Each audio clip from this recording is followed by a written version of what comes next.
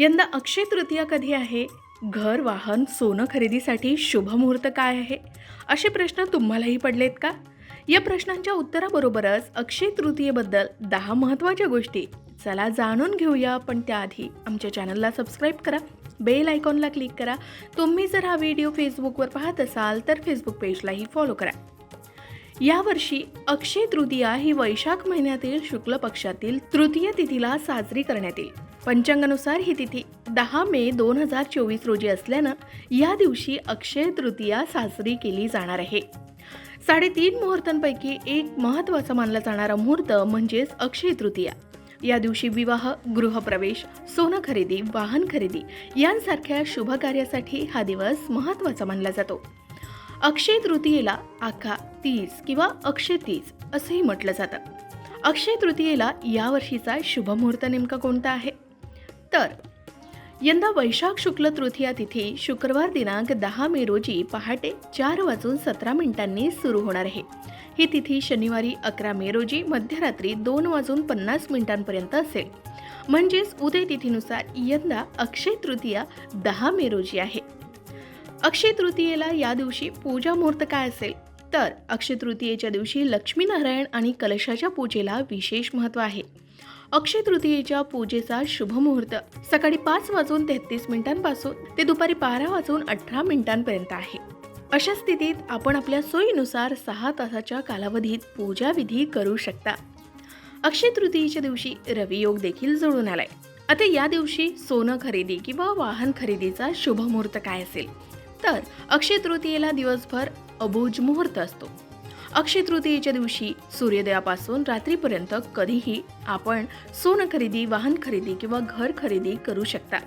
या दिवशी कॅलेंडर न पाहता शुभ कार्य करता येतात असं म्हणतात. अक्षय तृतीयेला सोनं, दागिने, घर, दुकान, गाडी, जमीन, प्लॉट इत्यादी खरेदी करणं फार शुभ ठरतं.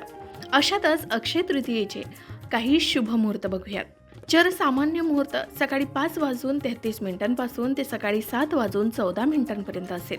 लाभ उन्नती मुहूर्त सकाळी 7:14 पासून ते 8:56 असेल. अमृत सर्वोत्तम मुहूर्त सकाळी 8:56 पासून ते 10:37 असेल. शुभ वेळ दुपारी 12:18 पासून ते 1:59 असेल.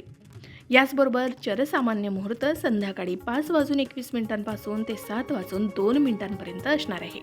वैशाख शुक्ल पक्षाच्या तृतीयेला म्हणजेच तिसऱ्या दिवशी अक्षय तृतीयेचा सण साजरा केला जातो. आता या दिवसाचं महत्त्व म्हणजे धार्मिक ग्रंथानुसार अक्षय तृतीयेला भगवान परशुराम श्रीहरी विष्णूंच्या अवताराचा जन्म झाल्याचा उल्लेख आहे. याचबरोबर महर्षी वेदव्यास यांनी महाभारत लिहायला अक्षय तृतीयेच्या दिवशीच सुरुवात केली होती असं सांगितलं जातं.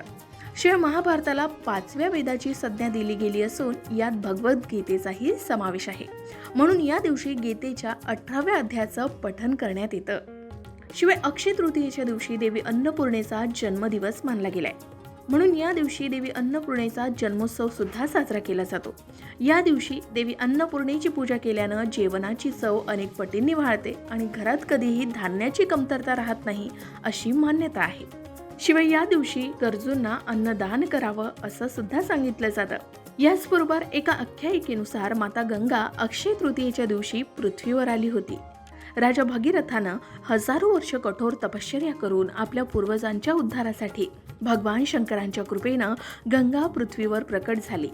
या दिवशी पवित्र आणि शुद्ध गंगेत स्नान केल्यानं मनुष्याच्या पापांचा नाश होतो असाही विश्वास आहे.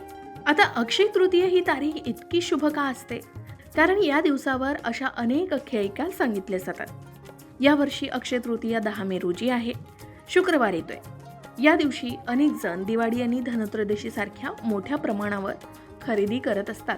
कारण अक्षय तृतीयेची तारीख खरेदीसाठी शुभ मानली जाते. शिवाय या तारखेला सूर्य आणि चंद्र त्यांच्या उच्च राशीमध्ये असतात. याचबरोबर अक्षय तृतीयेचं पौराणिक महत्त्व असं सांगितलं जातं की या दिवशी सत्ययुग आणि त्रेतायुग सुरू झाल्याचं मानलं गेलंय.